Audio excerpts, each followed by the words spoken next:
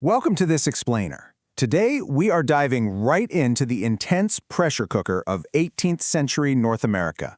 We're going to examine a massive, escalating conflict, but we aren't just looking at it from one single angle. To really understand how this happened, we're going to break down this historical geopolitical crisis by looking through three entirely distinct, colliding viewpoints: the French, the British, and the First Nations. To keep us on track, here is our roadmap. First, we'll look at the pressures of expansion. Second, the First Nations perspective. Third, the French perspective. Fourth, the British perspective. And finally, the Ohio River flashpoint. All right, let's jump in. Section 1, the pressures of expansion. The root of this entire problem really comes down to demographics, and the numbers are absolutely staggering. By 1750, the British colonies along the eastern coast boasted a population of 1 million people. New France, on the other hand, just 55,000. That means the British outnumbered the French 20-1. You can probably immediately sense the immense mounting pressure for land and resources that a dynamic like that is going to create. So why the huge population explosion? Well, the British government was actively encouraging new settlement, and colonists were having really large families. But here's the critical issue. All the prime, easy-to-reach farmland along the East Coast had already been claimed. So this booming population literally had nowhere to go but west. And as they pushed westward to start new farms, they were walking right into territories already occupied by First Nations, and areas where the French were already heavily involved in trading. The fuse was officially lit. Which brings us to Section 2, the First Nations perspective.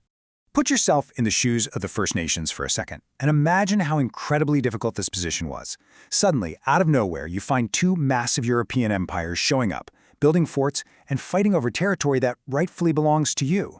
Now, sure, European trading posts initially offered some new options for buying and trading goods, but that reality darkened real quick when these empires began to permanently carve up their ancestral homes. This whole situation is just perfectly captured in the powerful words of Chief Canasedigo back in 1742. When British settlers tried to buy Onondaga land, he just completely dismantled their logic. He pointed out the heartbreaking reality of the situation. The trade goods they receive in return, they're temporary, they wear out and vanish. But the land is everlasting. He straight up tells them that the daily arrival of settlers is permanently destroying their hunting grounds. It's a really profound statement on the total incompatibility of their ways of life with this European expansion. Moving right along, let's explore Section 3, the French perspective. Okay, you have to notice the sheer intimidating scale of Fortress Louisbourg here. Built on present-day Cape Breton Island in 1713, the French deliberately designed this to be massive. It wasn't just a simple trading port or a center for fisheries. No, it was the largest military base in North America. For the French, it was an absolutely vital safe haven for their ships. But for the British, they saw it as a menacing threat that protected pirates who were attacking their transport ships. And because of that, the mid-1700s became this crazy economic and military ping-pong match over this exact location. In 1745, war breaks out, and the British actually managed to capture Louisbourg. But then, plot twist, just 3 years later, in 1748, a peace treaty hands it right back to the French. This wild back and forth proves just how deeply vital this single fortress was to the survival of the French economy and their military presence on the continent. But Louisbourg wasn't going to be enough on its own. Remember that massive British population advantage we talked about? Well, to counter that, the French strategy was to aggressively build a whole network of military forts across the frontier. It was a race. Every new trading post they built, protected by the French military, gave them a better chance of drawing First Nations business away from the British. They had to lock down the territory through trade and military presence before the British could settle it. Now let's flip the script. Section 4, the British perspective. Here we see a really stark contrast between the two empires, and it explains exactly why First Nations vastly preferred dealing with the French. See, the French were primarily there for the fur trade. They didn't build sprawling farms or permanently clear the forests. The British, on the other hand, were absolutely ravenous for farmland. They built permanent settlements, and honestly, sometimes they just started farming on First Nations land without even asking permission. It was a complete and total disruption of the landscape.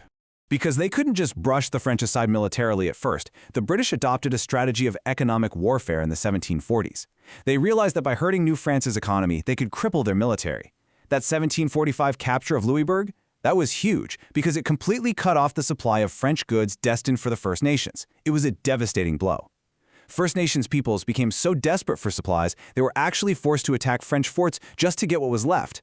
Meanwhile, British colonists were literally forming corporations like the Ohio Company with the explicit goal of pushing permanent Western settlements right into these contested zones. And that brings us to the ultimate boiling point.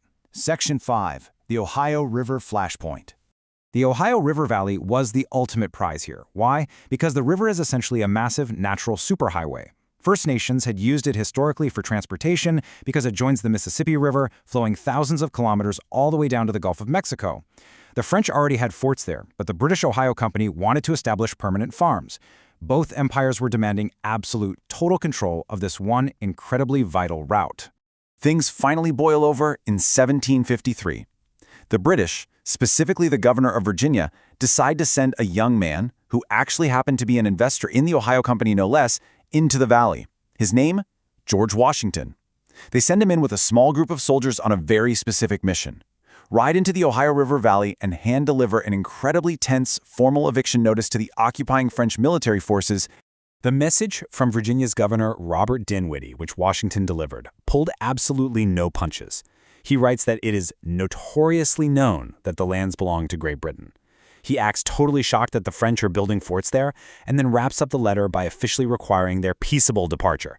It's a direct demand. Abandon your forts and hand over the entire territory right now. And the French commander, Le Gardeur de Saint-Pierre, he doesn't even blink.